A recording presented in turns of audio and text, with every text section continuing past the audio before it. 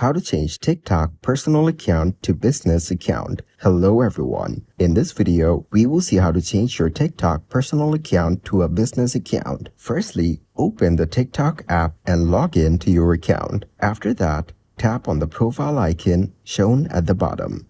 Now, select the three lines shown at the top and reach Settings and Privacy. Here, you have to choose the account option by tapping on it. You'll be able to see the option to switch to the business account. After that, select this option and hit the next button. Now, continue it and choose a category. Then, you have to add your email account and you will be done. Thank you guys for watching this video. Hope you got some value. Make sure to like the video and subscribe to the channel to get notified of new videos.